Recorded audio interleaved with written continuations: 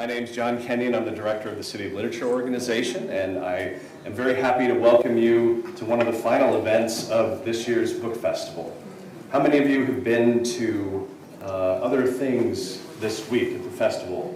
Oh, that's fantastic. What have the rest of you been doing? I know there's a film festival and the weather's beautiful and all that, but next year you can do better. So that's good.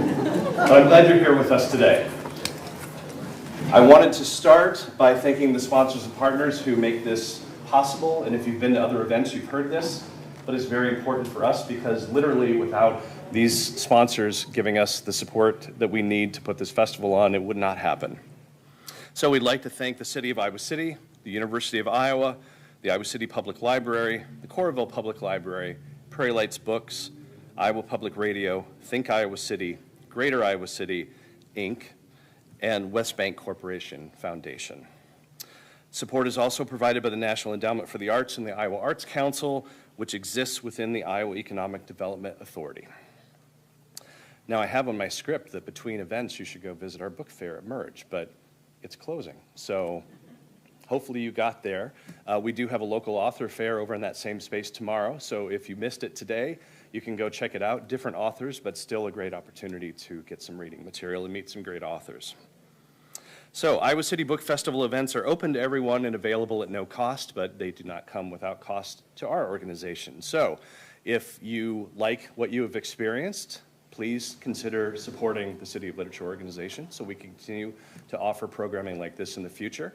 You can visit iowacityoftaliterature.org or iowacitybooKfestival.org. It'll take you to the same place, and just click on the button that says support. So we would appreciate that.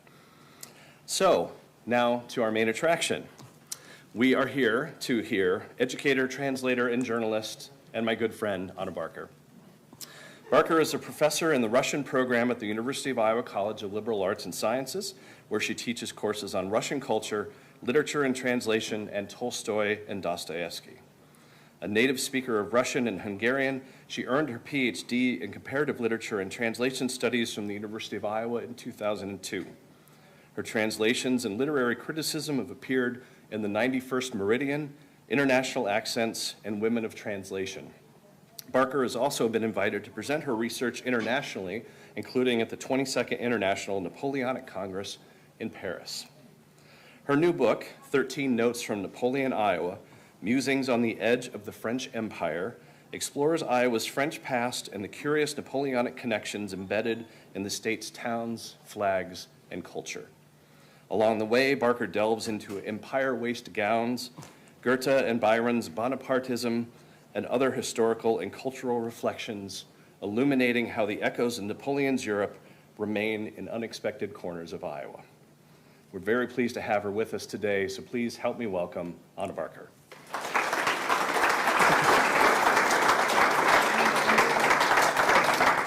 Thank you, John, and thank you, Book Festival, for inviting me to read from my baby book. And John is responsible for this book hugely because he inspired me, he supported me, and he midwifed this book. So thank you, John. This is the cover of my book, and I'll tell you a little bit about the cover. But I suppose I just came from Derek's wonderful panel on sense of space and writing. So I'm going to start reading from my foreword, which did not exist when I was publishing all of my musings on Napoleonic Iowa in the Iowa City Press Citizen. And let me read to you a couple of pages. Nobody has heard this except for our closest family members, so here it goes. Why Napoleon? Why now? A child of the Carpathian Mountains, I grew up amid Napoleonic battlefields. In the decade prior to my birth, the extravagant vision of the legendary Russian director Sergei Bondarchuk transformed the fields and mountains of western Transcarpathian region into the 1805 battlefields of Schöngraben and Austerlitz for his monumental 7-hour rendition of Tolstoy's War and Peace that earned him the Golden Globe Award and an Oscar in 1969. The battlefields, shot between December 1962 and May 1963, were so spectacularly executed that when the Italian producer Dino De Laurentiis tasked Bondarchuk with the creation of the film Waterloo, starring Rod Steiger as Napoleon and Christopher Plummer as the Duke of Wellington, the director returned to Transcarpathia and shot the Battle of Waterloo, a 30-minute drive from the town where I grew up. Mountains were moved, forests transplanted, and fields of barley and rye witnessed the final clash of the Napoleonic period on the largest battlefield set ever created. Such were the happenings that informed my childhood. In my teens, my reading tastes were shaped by the novels of Alexandre Dumas and Victor Hugo, with countless brooding visits to the 16th century Uzhgorod castle, where I read, amidst the noble ruins and the shade of fragrant lindens, of a sun-drenched Mediterranean island harboring an exiled French emperor and passionate young heroes pining for unattainable Napoleonic glory. Stendhal and Professor Rudy Kunstli, who was my graduate advisor and PhD advisor, knows all about my affliction for Stendhal. Stendhal, who witnessed the cataclysmic burning of Moscow in 1812, more than any other writer, infiltrated my teenage imagination, which, enthralled by Julien Sorel, the dangerously alluring hero of The Red and the Black, yearned to reach far beyond the proffered horizon. A child of the Jura Mountains that separate eastern France from Switzerland, Julien dreamed of Paris and glory, not unlike Napoleon, the ambitious young man birthed by the fiery spirit of Corsica, who chartered his course to global domination from the jagged cliffs towering above his native Ajaccio.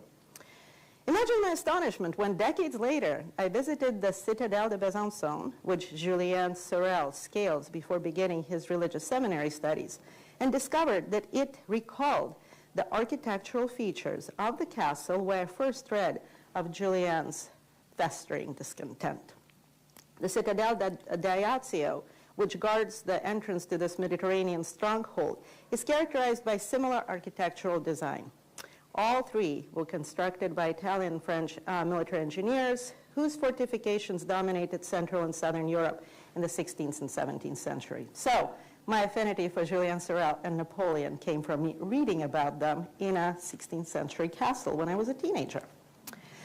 Russian literature offered a more nuanced image of Napoleon, the flawed hero who failed to perceive the limitations of earthly glory. His 1812 Russian campaign was an unmitigated disaster, causing the deaths of hundreds of thousands, if not millions, of Europeans who clashed on the pages of Tolstoy's War and Peace, which I devoured during a snowy winter break at my Russian grandparents' home at the age of 15. If the early 19th century Alexander Pushkin novel in verse, Eugene Onegin, which supplied the epigraph to this book. The epigraph to this book is, in Russian, «Мы все глядим в Наполеоны», from Pushkin's Eugene Onegin, we all take on Napoleon's features, which supplied the epigraph to this collection. And Mikhail Lermontov's novel, The Hero of Our Time, Byronic to the core, have been infused with Napoleonic recklessness. By the mid-1860s, Dostoevsky's Raskolnikov, the schismatic anti-hero of Crime and Punishment, lives to regret his infatuation with Napoleonic ambitions.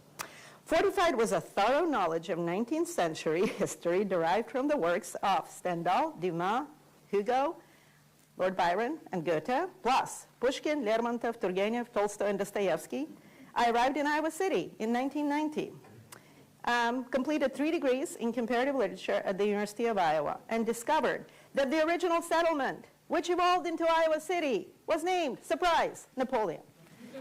So I grew up 30 minutes from the battlefield of Waterloo, as it was shot by Bondarchuk in the film Waterloo, and landed in Napoleon, Iowa. So I have a few images. Napoleon, Iowa was the original name of Iowa City. If you want to visit the holy place, just drive down Gilbert Street south. There's a Napoleon Lane. You take a right on Napoleon Lane. There's Napoleon Park. That was the original settlement of Iowa City. They flooded. And I always tell my students that they should have put a sign there saying, do not move back into the floodplain. But we did. So at the end of the spring semester, when I teach all of these thick tomes and work through deciphering them with my University of Iowa students, our last class always meets in Napoleon Park. And we eat Napoleon tort. Because once you defeat Napoleon on the pages of War and Peace, you have to defeat Napoleon on your plate as a good Russian child. Napoleon, Iowa, so that was the original location of Iowa City. And where Terry Trueblood is, that's where the Meskwaki lived. And when Europeans would come to the New World, they tended to live next to people who knew how to live on this land. So I would like to celebrate both the Meskwaki and the residents of Napoleon, Iowa, who came here in 1838, bicentennial coming up. I keep track of these things. Stay tuned. So that's Napoleon, Iowa.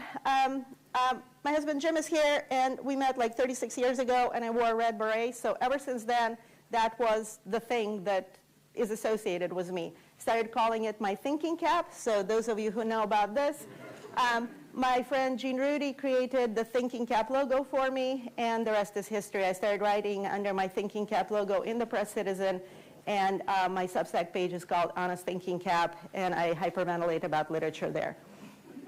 I was invited to talk about Napoleon at the Napoleonic Congress in Paris, France, and this was our panel. So the gentleman in the red tie is the president of the International Napoleonic Society, who wrote the intro to my book. And the next gentleman is Germany's greatest Napoleonic historian. So they took me into their brotherhood and started calling me the Russian Empress because I gave a talk on Dostoevsky in Paris and Dostoevsky's interpretation of Napoleon. And I looked pretty happy after my presentation. That's me and Watson, who is a huge part of the book, my Yorkie, at Palais Royal after I gave my presentation. I was a little excited, and that was in the middle of June, and I still exist in the same state of excitement for the past 3 months. So who is this Napoleon? We literally live in post-Napoleonic world, and I hope that this slender collection, and I'm going to talk a little bit about how it has been constructed, this book, there are a lot of hidden secrets in this book, that he created our world. That's him at the bridge at Arcola, one of the first victories of his first Italian campaign. And I love this photo of Watson. He's like basically reenacting the crossing of the bridge at Arcola. But he does not want to walk into bullet fire. That is one smart dog. So I have a quote by Napoleon from this first Italian campaign where he talks about seeing a dog on the battlefield. And I'm just going to read it to you because it makes sense. This is going to my next book, so heads up, you'll have to read more of me in the future. This is from 1796, and Napoleon is writing in his diary. The moonlight was lovely. Suddenly, from out of the deep solitude of the night, a dog, crawling from under a dead man's clothes, dashed at us, but only to return quickly to his lair, howling plaintively. He licked his master's face, then turned to us again. It seemed as though he both asked for help and cried out for vengeance. Whether it was my mood, or the place, the hour, the incident itself, was something unaccountable. Yet I can truly say that never anything on a field of battle moved me so much. Involuntarily, I stopped to watch. Perhaps, said I to myself, the man has friends, and he lies here, abandoned by all except his dog. What a lesson for nature to teach us through the act of a dog. So that's Napoleon on dogs. And I mean, Odysseus had his Argos. There are so many dogs in War and Peace, so many dogs in Anna Karenina.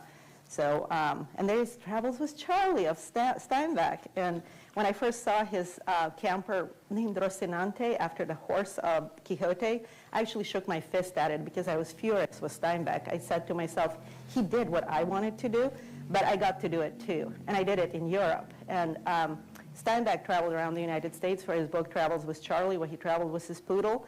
So he drove around 10,000 miles. I think I did 20,000 in Europe. just this past summer, I did 19,000 kilometers. That's a lot of miles. So traveling with Watson, I mean, he gets to pee on the battlefields, and I get to learn about history. We are the perfect combo. The coronation scene, Napoleon Bonaparte, coronation of Josephine by Jacques-Louis David.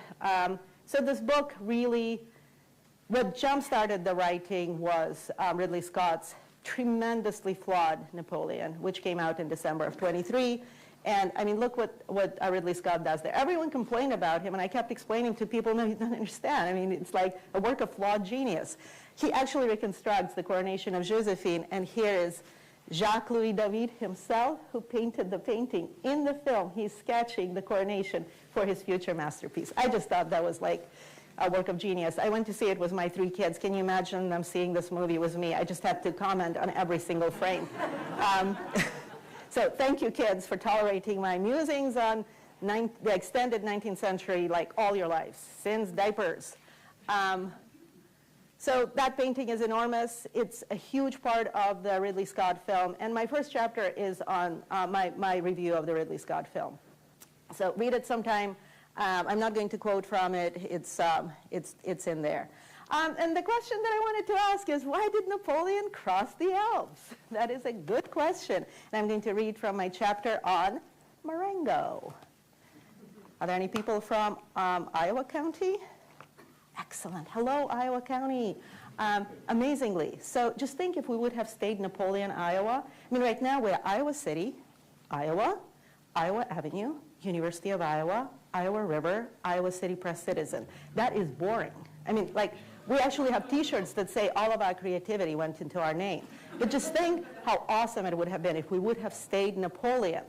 Iowa County has us beat by 1 word because we're Johnson County. So, yes, that's the only uniqueness that we have. We're not Iowa County. We could have been Napoleon. That would have been so cool. All right.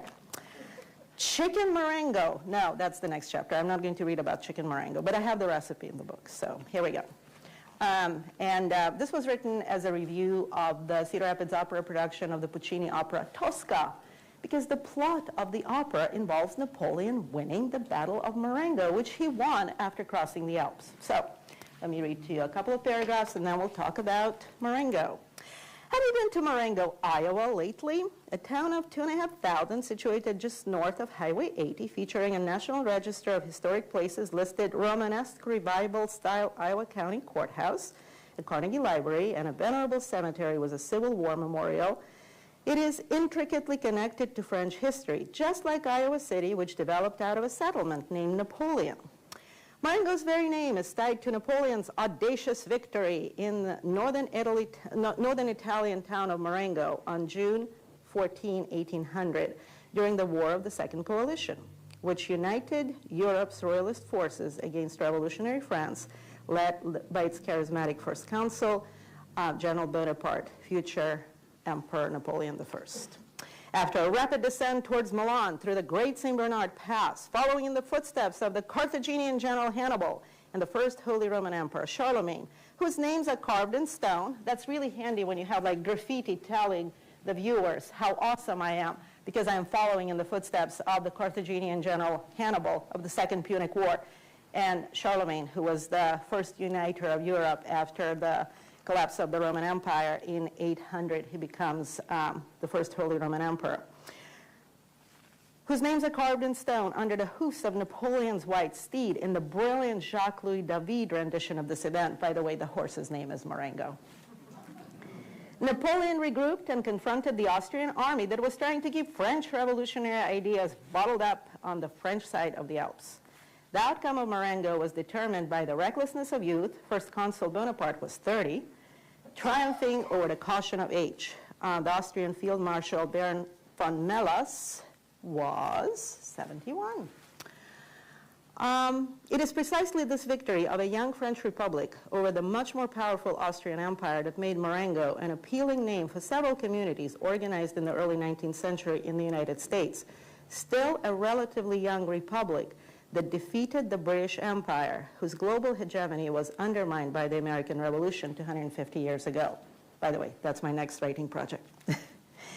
So I needed to visit the battlefield of Marengo in northern Italy, and we'll read to you maybe 2 more paragraphs. So I'm visiting Marengo in northern Italy. The weather was more Battle of Austerlitz, which was fought in December, than Battle of Marengo, with low, steely, positively un-Italian sky suspended over a barren field, which witnessed Napoleon's early brush with glory. For 4 consecutive years, he commemorated his victory with a reenactment, each time correcting details of the original engagement, learning from his early mistakes, and assuring that his 1805 victory against the same enemy at the Battle of Austerlitz was decisive and irrefutable. Known as the Battle of the Three Emperors, Austerlitz, in today's Slavko-Uborna in the Czech Republic, was the culmination of Napoleon's pre-Marengo strategies and reassessment, and became his greatest military achievement, which decimated the Austrian Empire, led by Francis I, and set back the Russian Empire, led by Alexander I. As I approached the admissions counter, I disclosed that my Yorkie Watson is accompanying me in his travel backpack. And to improve my chances of getting in, I stated that I was visiting because of Tosca research. What Italian heart would not melt at these words? A museum associate, whose English was minimal, took me, whose Italian is non-existent, on a private tour of the museum, first Napoleonic battlefield museum in the world, which opened in 1846. At the end of my visit, he offered to take a photo of me and Watson in front of the imposing bust of Napoleon and was grateful for my review of Tosca, which I forwarded to him. So these encounters are just endless. I could just talk about all the people I get to talk to, and we don't share a language that we understand. I had a really fun encounter with a Supergraph museum attendant in Germany at the battlefield of Jena. And he said nothing to me. He was completely stone-faced until I told him that, well, Watson is my bodyguard. And I said Rustem, which was the name of Napoleon's bodyguard. And at that point, he took me on a private tour of the museum. He took me out into the battlefield. I mean, he was in love with me. He was so thrilled that this woman was a dog, knows stuff about Napoleon. So the next chapter, and I'll just show you a few images, because obviously you don't gallop on a white steed across the Alps, because that would be impossible. Elevation of 9,000 feet. It's unpassable during the winter. When he did it in May of 1800, it was still peak avalanche season, so they went early. I drove across it in late May, and it was incredible. It was absolutely incredible. I crossed the Alps according to Napoleon's Pass, and I was there for such a long time at the summit. It went from about 85 degrees at the base of the mountains to about, I don't know, 35 when I got up to 8,000 feet. And by the time I started descending, all of the melting water started turning into ice. And there are no guardrails. And so as I started descending at about 5 p.m., I actually had to park on the curb of the road and say to myself, Anna, you have to just pull yourself together, because you're going to slide off this lovely mountain. No guardrails at all. So we descended. It was great. But that's actually how Napoleon crossed the Alps, on a sure-footed mule, wrapped in an overcoat, and guided by a man who actually pulled him out of the possibility of sliding into a precipice. If he would have slid into the precipice, history would have been changed forever. And here is Watson being... There's a statue. So the statue is based on this Delaroche painting, which was painted in the 1840s when Napoleon was in less than glorious disgrace. And so Watson is standing next to the statue that is based on the Delaroche painting. Marengo Museum, Marengo, Italy. It's amazing how they 40,000 men crossed the mountains. Nobody has ever done that before Napoleon. And they pulled the cannons by putting the wheels of the cannons on the two sides of horse saddles. And they chopped down logs, trees, hollowed out the logs, created sleds out of hollowed out logs for the cannon barrels, and pulled them across the mountains. Why was it so important that Napoleon won the Battle of Marengo? So I showed you his walk across the bridge at Arcola in bullet fire. After that, there was the battlefield of Rivoli. I went there twice. Amazing. They fought in a gorge over the Adige River. It's like the most, Italians do battlefields spectacularly, just like they do shoes and purses. And so Arcola, Rivoli, and Marengo proved to the world that First Consul Bonaparte is for real, especially Marengo, that Italy can eventually be unified, because the power of the Austrians in northern Italy is not unbudgeable, and the Pope is not in charge of the entirety of Italy. So the Papal States were the reason why Italy could not unify. For 13 centuries, there was no Italy. For 14 centuries, there was no Italy on the map of Europe. So Napoleon's victories in northern Italy determined the Italian unification in 1870, 1871. Really exciting. And by the way, when he won the Battle of Marengo, he was in charge of Iowa. In 1800, from 1800 to 1803, Napoleon, First Consul of France, was in charge of Iowa. because we were part of Greater French Louisiana, which extended all the way from the northern border of Montana to New Orleans. So that was us, and he was our glorious leader. Chicken Marengo is named after this battle. There's a whole chapter on chicken Marengo. Yes, that's my recipe, my photo. Buy the book, cook chicken Marengo. It's delicious. So now you know why Napoleon crossed the Alps. Next, I, of course, had to have a chapter about Goethe, because he is my favorite crush from my teens. Goethe's Faust is my favorite book to this day. When I read it, I was maybe 18, and my mom and dad thought, you know, she's like walking around with a thick tome of, my mom is here, thank you for coming from Budapest. And so I was walking around with a thick tome of Byron too. Next chapter is on Byron. But Goethe's Faust was like thick tome. Anna is brooding over Goethe. And so they thought there's only one remedy for this, send me to Leipzig. So they put me on a train, sent me to Leipzig. I went to the Auerbach cellar where the book originates. And I'm just going to read to you a little bit about Goethe.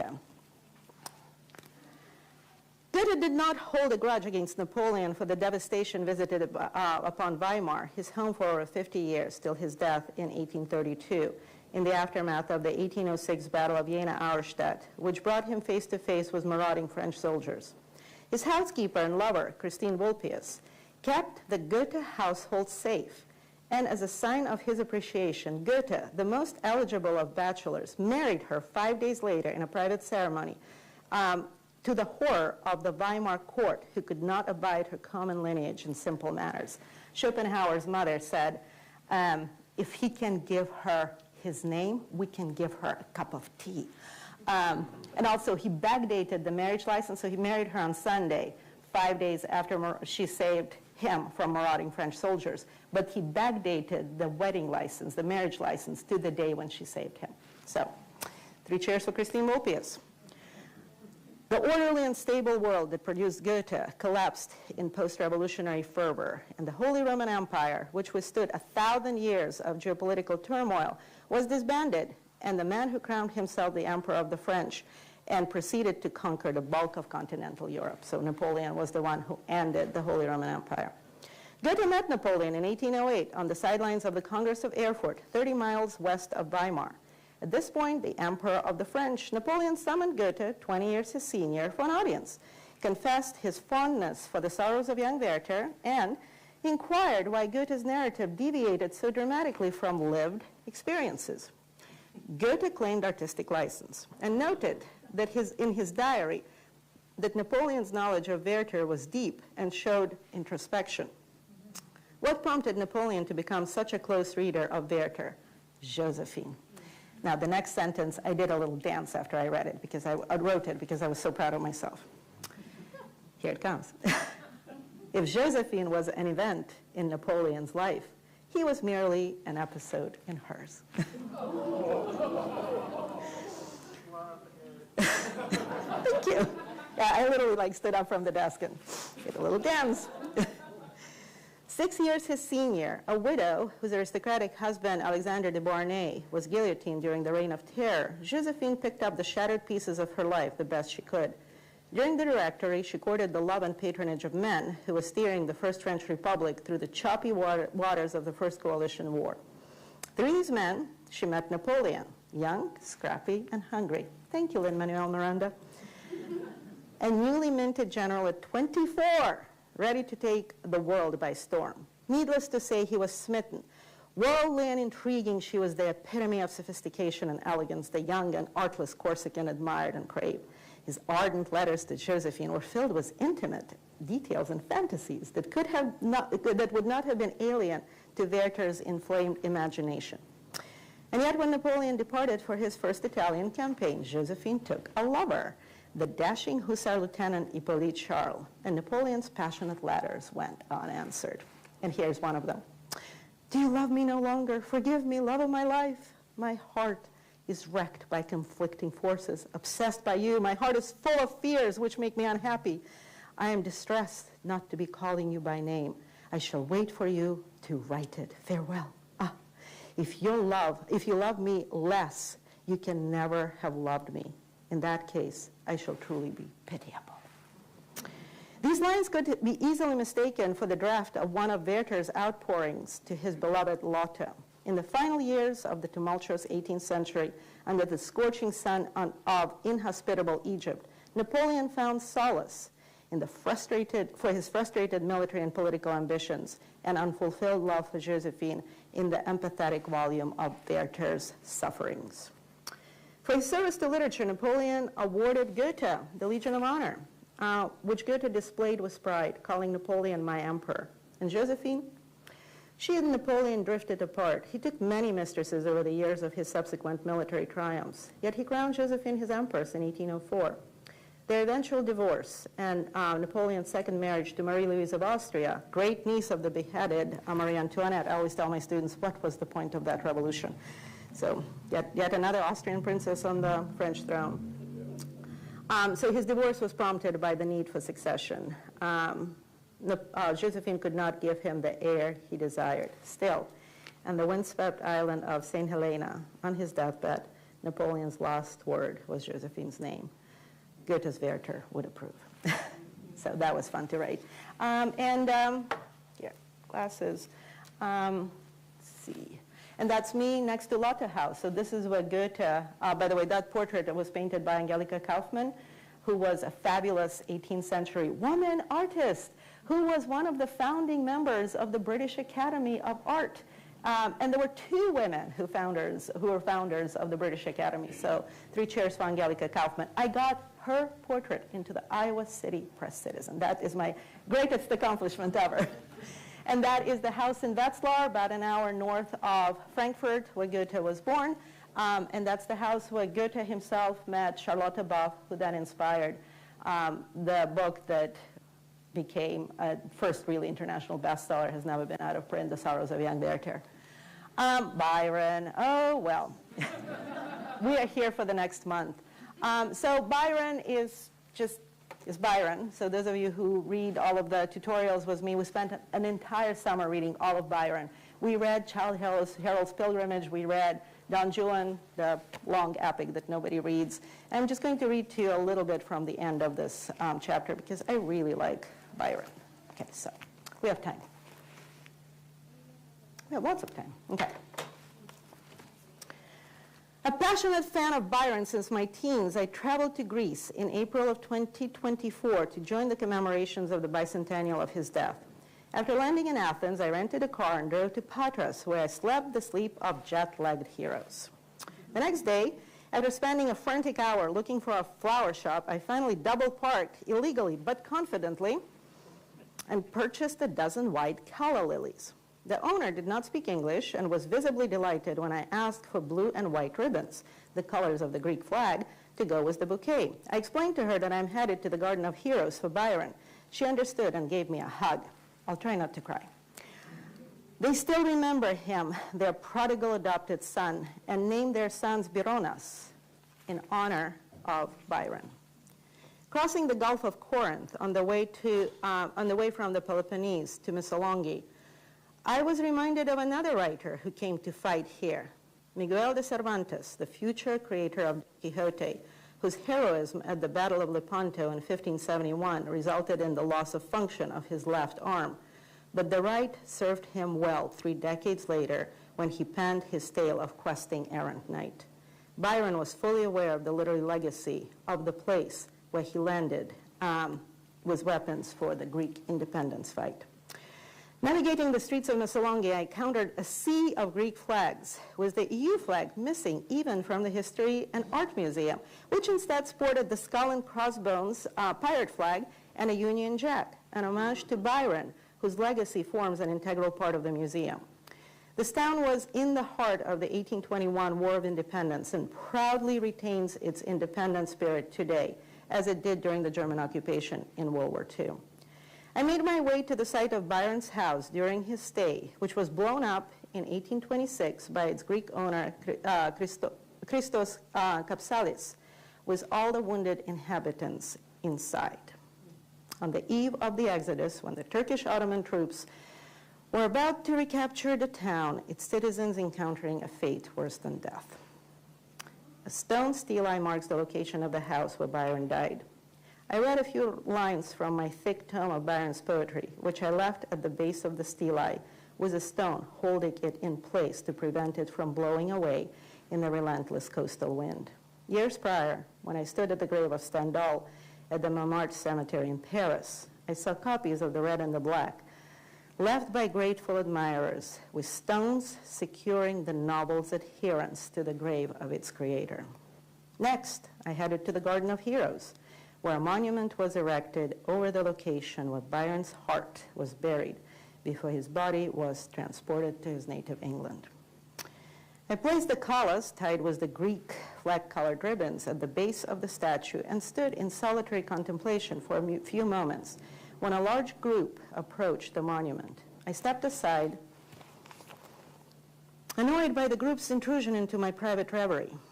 Unwilling to leave just yet, I walked towards the bench by the side of the path and sat down, hoping to outweigh the group, when another group appeared and headed to the monument, followed by another and yet another. All were Greek speakers. I was surprised by the absence of English-speaking tourists. I walked outside the gate where buses were bringing more Greeks to the Garden of Heroes that April 19th. And I realized all of them were coming to pay their respects to him, that Byron belonged to this nation and its people, these patriots who may not have read his poetry in English, but who were celebrating the hero who gave his life for their independence. I left the Garden of Heroes humbled and overwhelmed, more gratified and elated than ever for the legacy of the poet who captured my heart in an English classroom decades ago. The last sentence is, R.I.P. Greece's Euphorion, the inimitable champion of freedom, Lord Byron. And Euphorion is, of course, the hero that Goethe creates in part 2 of his Faust, and it's dedicated to Byron. Yeah, that was an amazing visit. And actually, this book was born at Cape Sunion, the Neptune Temple, where I was taken by my 91-year-old undergrad advisor, Stavros Diligeorgis, who told me on the spot that I have a book in me. So this is the inception of the book. He read all of my articles. He critiqued every single word. He critiqued every paragraph. And then he said, now let's put it all together and let's make this into a book. And there he is. We had a feast. And he explained to me everything that is wrong with my writing right there and then. And I went back to visit him this summer. He made truffle risotto for me while I was looking at the Acropolis, and he told me that I did a good job. So thank you, Stavros. And I dedicated my Byron chapter to him. Byron in Albanian clothes, and that's me there was a wonderful Albanian writer at the previous panel that Derek was moderating.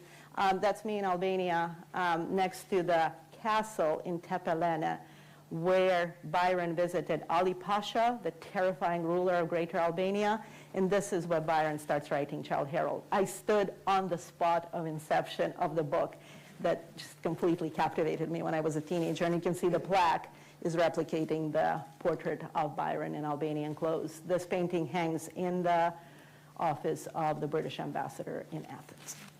All right, that's me at the place where Byron's heart is buried.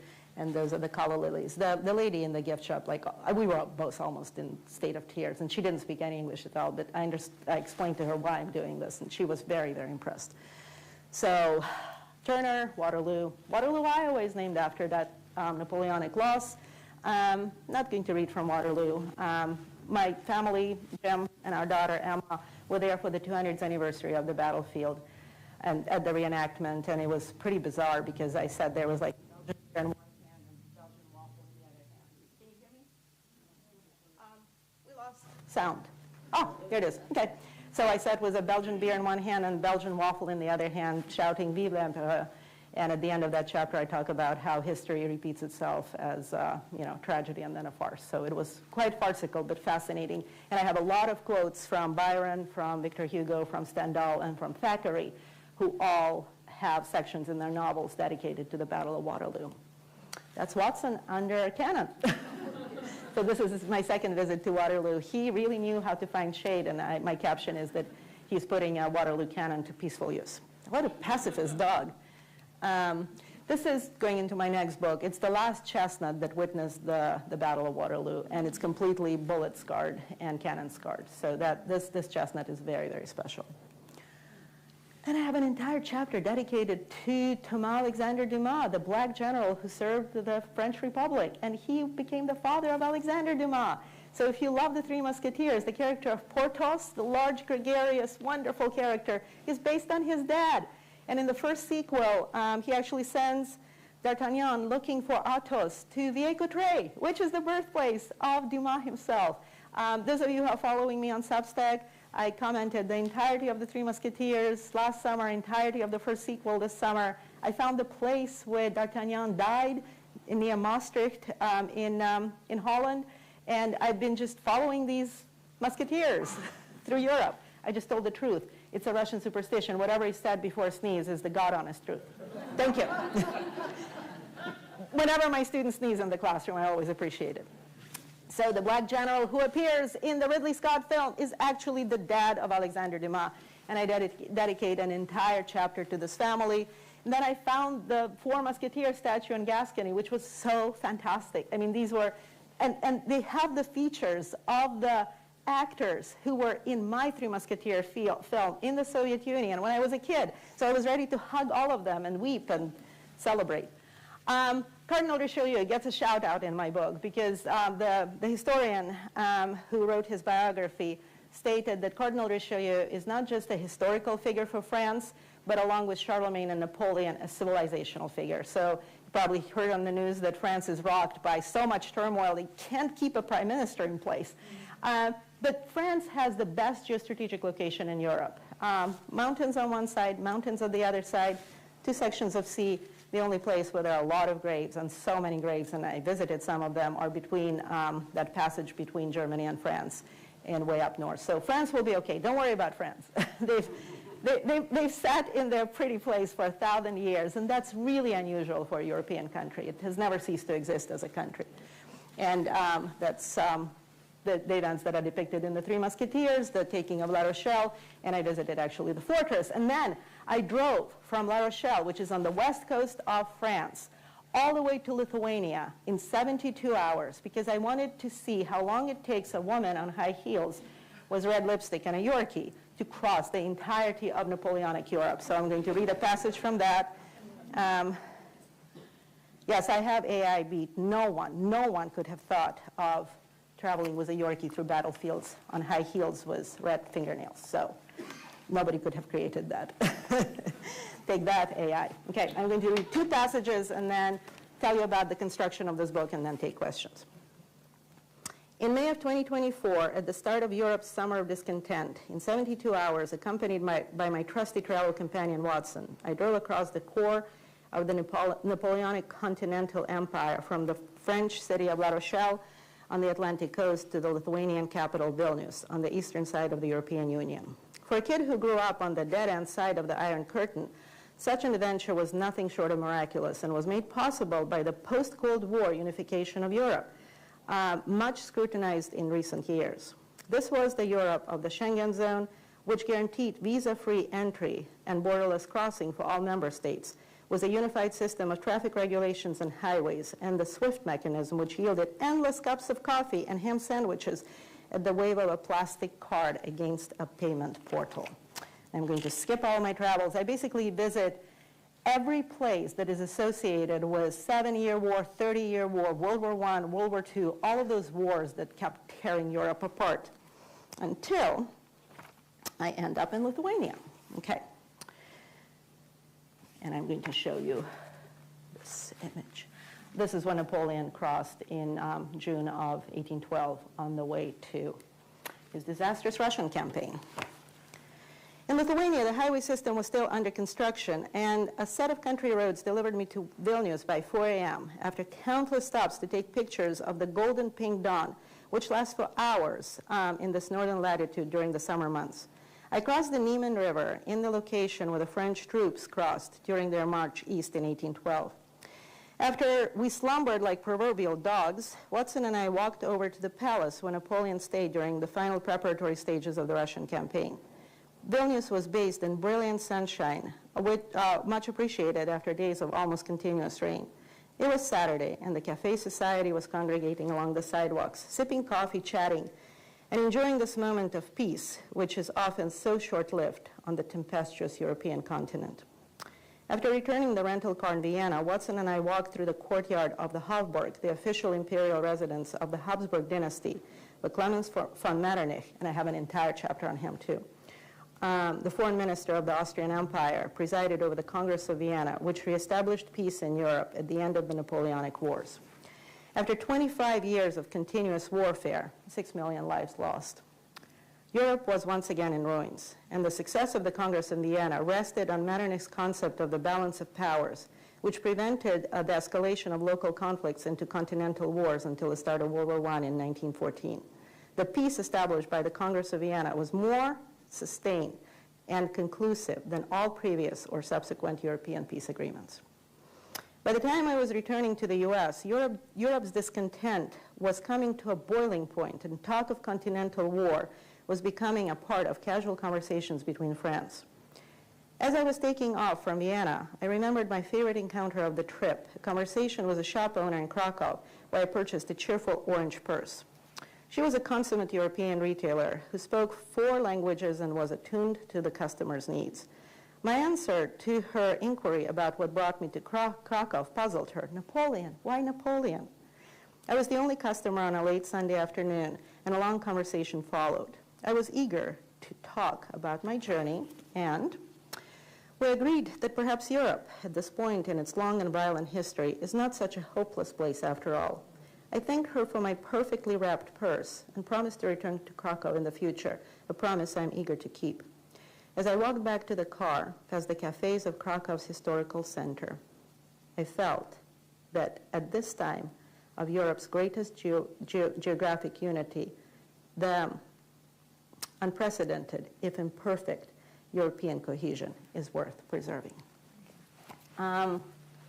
It's amazing how much you think after you have to drive for like 16 hours a day. All of my best thoughts come in like the 12th hour of 16-hour drive, and then I just pull over, write everything down, and continue.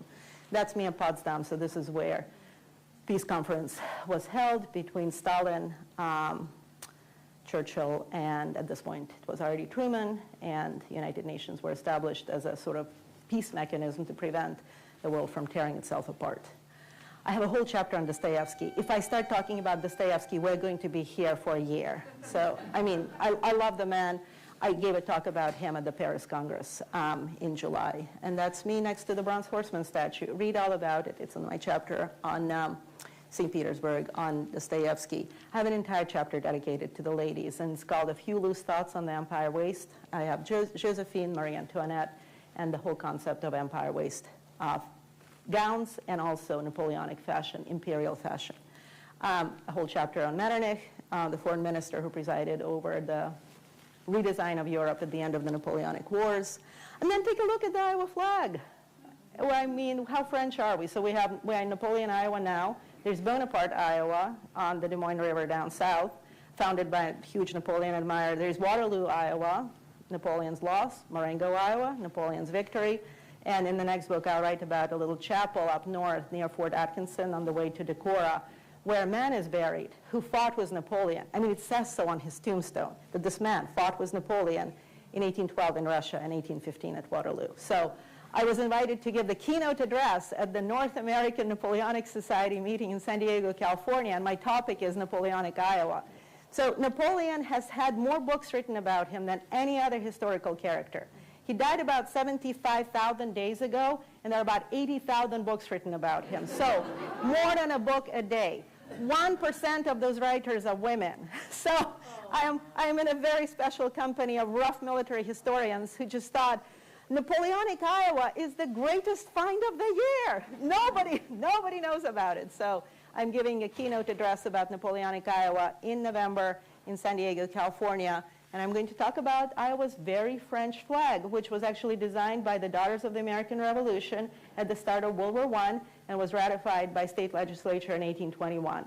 If you go to the old Capitol, there's no flag in the House chamber. Guess why? Because when that was the territorial capital and early capital of Iowa, there was no flag. So I just love that historical touch. There was no Iowa flag when the old capital was the place that held the government of Iowa. So I write a great deal about the Iowa flag in that chapter. I write about Bonaparte, Iowa. My mom took that picture, and I really need to like bring a pair of muddy shoes from all of my slumping through battlefields, because my mom said, didn't you have like super muddy feet then? I'm like, yeah, we had to wash my feet, my shoes in a ditch after a rainstorm to make them look good for the photos. So I could just talk about the photos. So I'm just going to read the last passage right now, and I end my afterword is about parting from empires and imperial rule and how devastating empires are. And this is, of course, Napoleon depicted as a Roman emperor, or Olympian Zeus. Okay. In today's bewilderingly complex geopolitical moment, references to both the Roman Empire and the Napoleonic Empire surface with ever greater frequency in the speeches and writing of European political leaders, with the European Union attempting to occasionally flaunt the mantle of empire. Since the fall of Napoleon, France experienced 1 Bourbon restoration, 2 monarchies, 3 revolutions, a reestablishment of the empire under Napoleon III, the nephew of Napoleon I and grandson of Josephine, and continues to be rocked by repeated challenges to its current Fifth Republic, underscoring that the search for the perfect governmental structure for France continues unabated. And Napoleon, an islander who ended his life on an island, brilliant military commander who served the republic yet amassed imperial power, a cultural, linguistic, and political outsider who became the greatest unifier of Europe since the time of the Roman Empire and the most consequential European ruler since Charlemagne, Napoleon remains the most fascinating and controversial figure of the 19th century. So that's it. Thank you.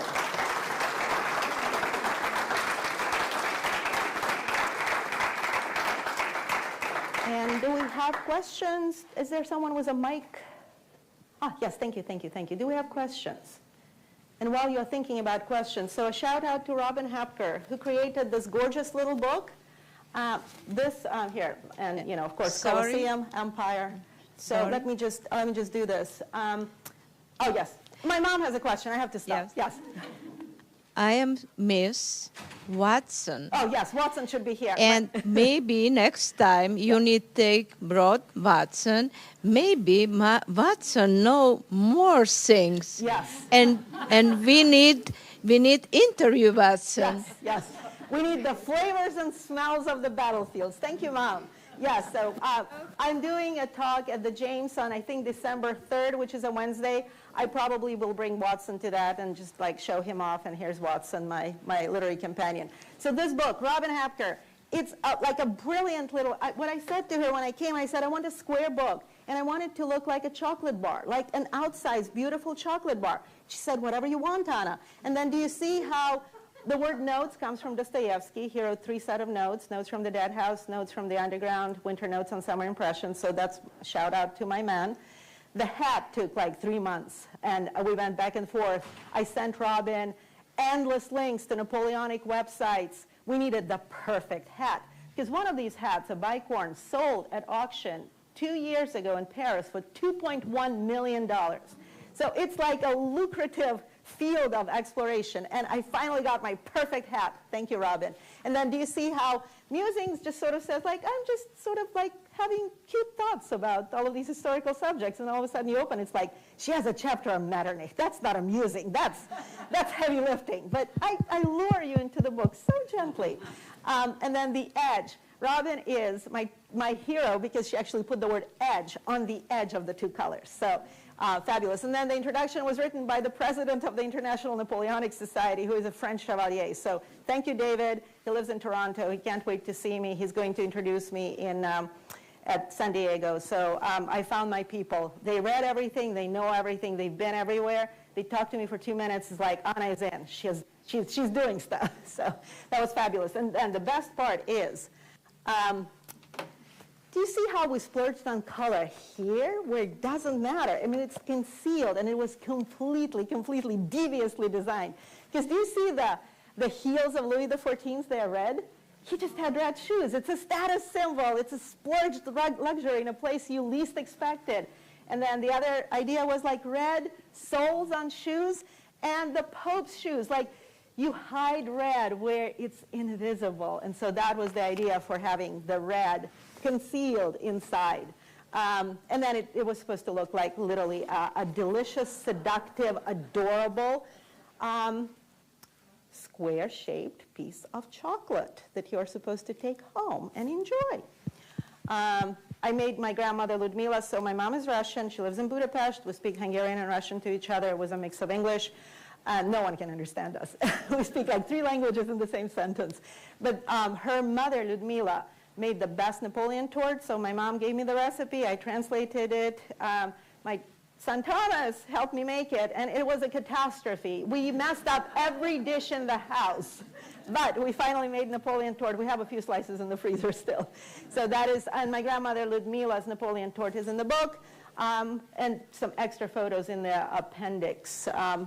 Corsica, Fontainebleau, Napoleon's throne room. I love this photo. That is my photo departing from Elba when Napoleon was exiled during his first exile. And his hat at Le Procop, the oldest restaurant in Paris. And the Napoleonic Congress had its final banquet at the end of the conference at Le Procop in a private dining room. And it was bizarre. There were about like 60 people there. And the president of the International Napoleonic Society, who wrote my intro, stood up with his champagne glass and shouted, "Vive l'Empereur." And everybody stood up and toasted the emperor. It was crazy. So much fun. And pretty much my favorite alley in Paris. Every character who appears in this book, Dumas, Hugo, Stendhal, Robespierre, Thomas Jefferson, Benjamin Franklin, all of those guys strolled through this alley. Hemingway strolled through that alley. Yes, my mom is a huge Hemingway fan. We literally walked around Paris following Hemingway's steps from his A Movable Feast, one of my favorite books. So that's it, and anticipatory of what I'm doing next, which is more Napoleonic battlefields. More questions, please. This was a great talk. Thank Thank you you. very much. Thank you. Very much fun. Just a very stupid question. Why would Marengo be named after a town that lost the battle? Oh, it was won. So Waterloo was loss, Yeah.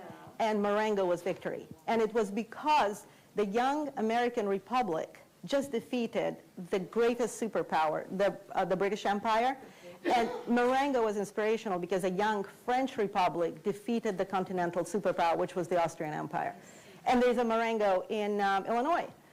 So there are about 20 Marengos around the United States, and all of them were founded by people who were fully cognizant of the historical importance of Marengo. It was a huge French Republic victory against continental superpower, which was the Austrian Empire. It's amazing, like most of the battles of the Napoleonic period were France versus Austria. And we think of like the really splashy ones like Trafalgar against the British and the Russian campaign against the Russians. But probably 70–80% of the battles were against Austria. And I mean, it's remarkable to what extent, like people ask me, like, what are the reverberations to this today?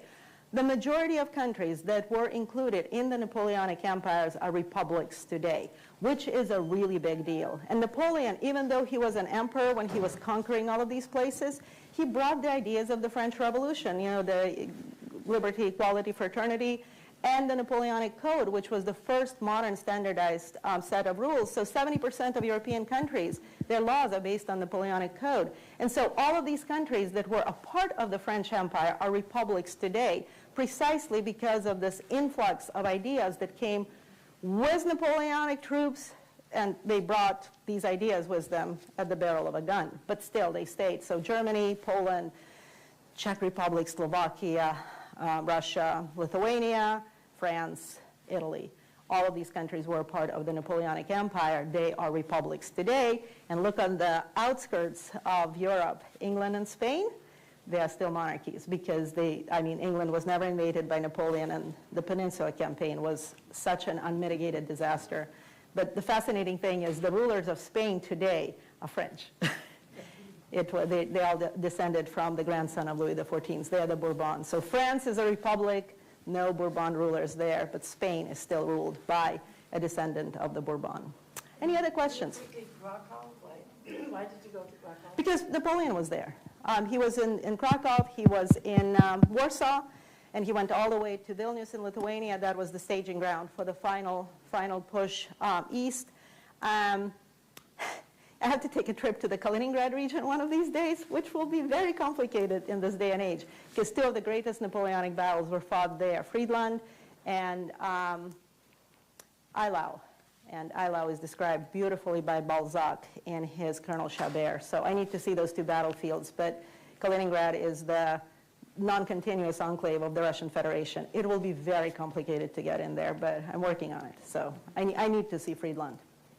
That's one of the battles listed around the sarcophagus. Any other questions? Yes?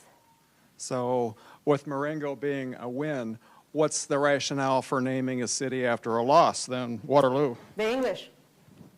Have you heard of London? They have the Waterloo Station, and they have it for a reason. I love the cartoon where a guy is getting into a cab in London, and he's saying, Waterloo. And the cab driver is saying, the station? And the guy says, well, I mean, there's a curse word there, but he says, I'm bloody late for the battle. So, yes. So yeah, the English are very proud of defeating Napoleon. And it's fascinating how they defeated Napoleon paying others to do it. So during the Napoleonic period, for about, just told the truth, thank you, for about 15 years, the budget of the United Kingdom, 20% of the budget was allocated for fighting Napoleon on the continent with other people's hands. And then, of course, there was the Battle of the Nile, where in Abu Qir Bay in Egypt, got to go there too. And so that's where Horatio Nelson eviscerated the French fleet. Napoleon was stuck in Egypt for a long time, but then he managed to go back to France and portray it as victory. Egyptology is born, so thank you, Napoleon. And then the greatest victory of the English against Napoleon was Trafalgar off the coast of Spain. And that's why Trafalgar Square in London is named after the victory that granted England the mantle of global superpower. And you have to understand that the English and the French fought against each other for like 700 years, since 1066, since the Norman conquest. It was like one war after another. And 1812 was the final battle of the England versus France. They never fought against each other after that. So 1066 to 1815, mortal enemies, and then the establishment of England as, Britannia rules the waves. That was the outcome of Waterloo. I could go on forever. There's another question. Hi, thank you, ma'am. Yes, well, a couple of quick questions, please. What arrondissement is the Café Procop? I mean, I lived and traveled there many times to Paris. It's right next to Boulevard Saint-Germain on the way to the river from my hotel. Procop is there. It was started by an Italian guy, Procope, and it was right across the original location of Comédie Française. That's where actresses came to meet their patrons, because that's how the world worked. And then eventually Comédie Française moved to the right bank, and Le Procop remained. And they do have, why is Napoleon's hat at Le Procop? He couldn't pay his bill one day, and he left his hat. You got that in here. Yes. Yeah. Yes. And then after he became famous, they asked for another hat. But it's fascinating, because the hat was always there in the window, and I've seen it in the window so many times. But then all of a sudden, 2 years ago, they moved it to the second floor, and it's behind bulletproof glass and very concealed. Okay. And I just thought, why did they do that? This is the biggest selling point. And then I realized that year, at a Paris auction, one of those hats sold for $2.1 million. So the bicorn of Napoleon is, and actually he's buried in the uniform of mounted chasseurs in his coffin. The sarcophagus contains 7 coffins. He's inside of the last coffin. He is buried in the uniform of mounted chasseurs with his Legion of Honor on his chest and his bicorn lying on his lap.